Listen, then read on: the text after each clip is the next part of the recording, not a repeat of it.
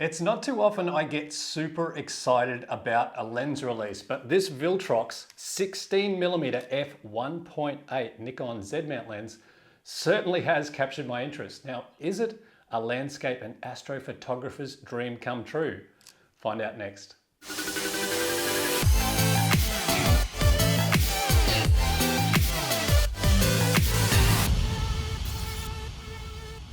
Just a quick thank you to the team at Viltrox for sending me out this 16mm f1.8 lens to test and review. But Viltrox aren't paying me to do this video, so any sort of findings or opinions I've got of this lens are mine alone. The Viltrox 16mm f1.8 Nikon Z mount lens comes well padded and packaged, and you get your manual, lens pouch, warranty card, front and rear lens caps, and lens hood. First impressions was the lens felt well built, and the obvious one that sticks out is that screen on the top of the lens. This is where things like focus distance and aperture is illuminated, and this will come in very handy while you're out doing astrophotography or you're in low light situations. Also noticed that you can manually adjust the aperture from the ring on the outside, or you can just leave it in the auto position for the camera to adjust the aperture for you. It has an auto and manual focus button, 2 FN buttons for assigning items from the menu for quick access, and on the other side of the lens is an on-off button to give the aperture either smooth, silent operation, that's good for video, or turn it on for definitive audible clicks. It's a full frame lens and weighs in at approximately 550 grams. Has a 77mm filter thread, and aperture range is from f1.8 to f22. Lens construction is 15 elements in 12 groups, and it has 9 aperture blades. Minimum focus distance is 27 centimeters, and at the time of making this video, the retail price is $549 US. Focusing between foreground and background subjects is smooth, accurate, and fast. I've had my eye on this lens for quite some time because it's actually been released for the Sony E-mount for some months now. Now, when this came out, and the YouTube reviews for that Sony E-mount system absolutely raved about it. And I know a lot of you Nikon Z mount owners out there have been waiting for this lens to come to this Z mount system. Well, finally, here it is. At the time of making this video, the widest native Z mount prime lens for the Nikon Z mount is the Nikon 20mm f1.8S lens. But now Viltrox have given us that little bit wider focal length in a prime lens at 16mm with the same f1.8 aperture. Just for some perspective, here's the difference on a frame at 20mm and at 16mm. So what is that 16mm focal length good for exactly? Well, if you're a landscape, astro, architecture, or even a wedding photographer, this lens lets you capture some sublime ultra-wide angle shots in both daylight or low light situations.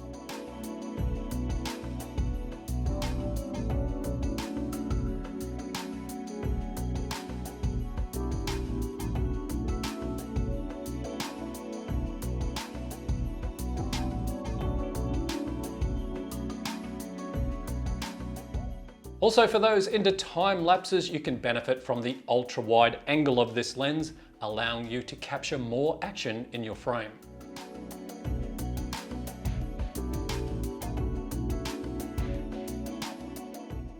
Here's some example shots of the type of bokeh you can get from this lens, going from f1.8 through to f11.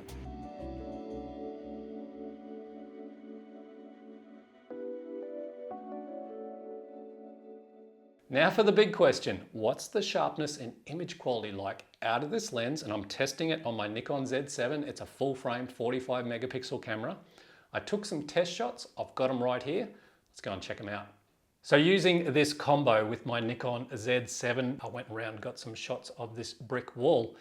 Now I'm going to be very quick through this because there's not too much to tell you other than this lens is sharp corner to corner. Here's f1.8. Let me push into the middle. Look at how the definition is spot on sharp. Now, let me push into the corners and see if you can see any sort of difference. That is crazy. That's the bottom left corner. And it's not too discernible from the center. Let me go up into, say, the top right-hand corner. I mean, it's just a tiny little bit less crisp than the center, but wow, I just can't believe this. Wide open at f1.8. The only one thing that did stand out to me was the fact that wide open at f1.8, you do get a bit of vignetting around the corners, but as most of you know that are watching this video, if you're using something like Photoshop or Lightroom to post-produce your shots, you can get rid of vignetting in a matter of seconds. Let me take you on to something like f2.8. Okay, so this is the same brick wall, same shot, same framing at f2.8. You'll notice that the vignetting now has kind of like subsided a little bit, but again, let me push into the middle. Dead set, tack, sharp. This is a $549 US lens. Let me go down into the bottom left corner. Hardly this, I can't see any sort of difference.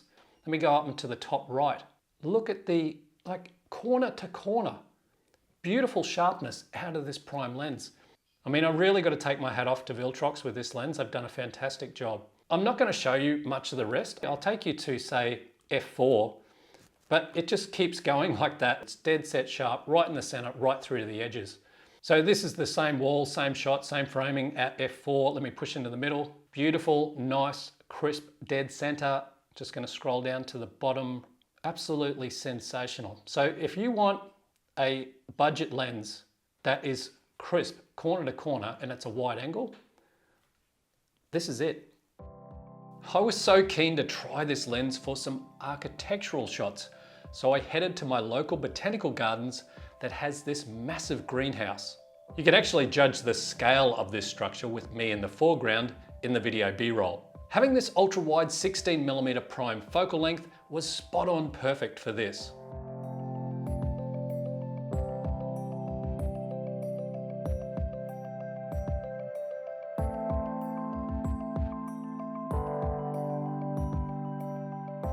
Here's some 4K video examples using this Viltrox 16mm f1.8 lens.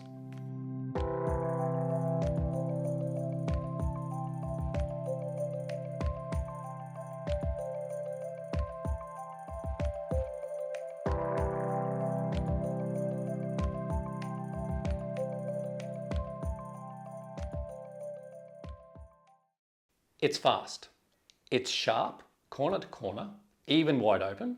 It takes 77mm filters. It's extremely well priced for those on a tight budget, and the image quality is just superb. Now to the question, is it a landscape and astrophotographer's dream come true lens? Let me tell you, yes it is. After using this lens, 100%, this lens is going to be in my camera bag whenever I'm doing landscape or astrophotography. And speaking of astrophotography, in the coming months, I'm going to be using this lens along with the Viltrox 20mm f2.8 Nikon Z mount lens. I know a lot of you have been waiting to see this lens for astrophotography. So make sure you subscribe and keep your eyes open for that video. Anyway guys, I hope you enjoyed the review. Never stop creating. I'll see you next time.